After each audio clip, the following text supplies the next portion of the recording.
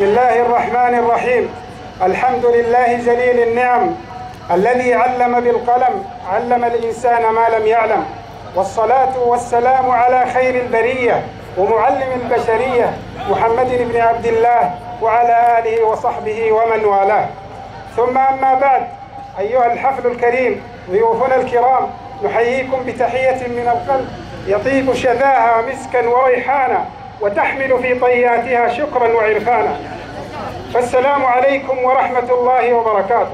أيها الأخوة الكرام، باسم منتديات قبائل بني عفيف، إدارة ومراقبين ومشرفين، نتقدم بجزيل الشكر والعرفان للشيخ رويدح بن سعد الصيهد المالكي الذي أتاح لنا هذه الفرصة لنشارك ونبارك، ونتقدم له بخالص التهنئة وجميل المباركة بزفاف ابنيه العزيزين ناصر وشاكر، ونقول بارك الله لكما وبارك عليكما وجمع بينكما في خير.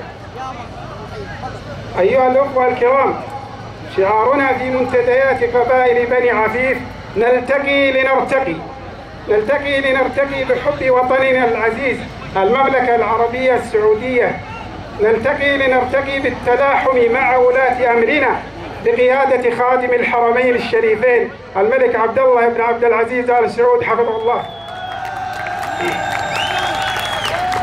نلتقي لنرتقي بتاريخ وأمجاد وتراث قبيلتنا بعيدا عن العصبية البغيضة والطائفية المقيتة والمناطقية الضيقة.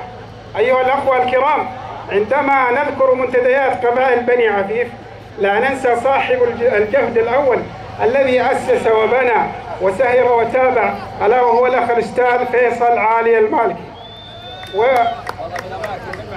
وابن أخي عطية وصالح. أيها الأخوة الكرام، لا يفوتني بهذه المناسبة أن أشكر الداعمين لنا في منتديات قبائل بني عفيف، وعلى رأسهم أبو ناصر الذي تشوفون وتشاهدون موقفه هذا المساء، وكذلك الشيخ رحمن بن رداد شيخ قبائل بني عفيف، ونخبة مثقفة وأعيان ورموز من بني عفيف لا يتسع المجال لذكره.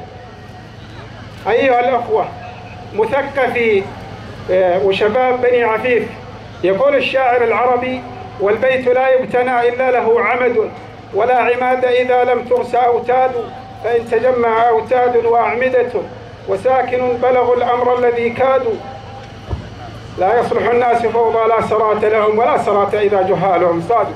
ندعوكم للمساهمة والمشاركة في دعم ورفع أركان هذا الصرح الشامخ منتديات قبائل بني عفيف الذي هو بيتكم الثاني. وفي الختام نكرر الشكر والتقدير للشيخ أبو ناصر، وحياكم الله، ونلتقي لنرتقي، والسلام عليكم ورحمة الله.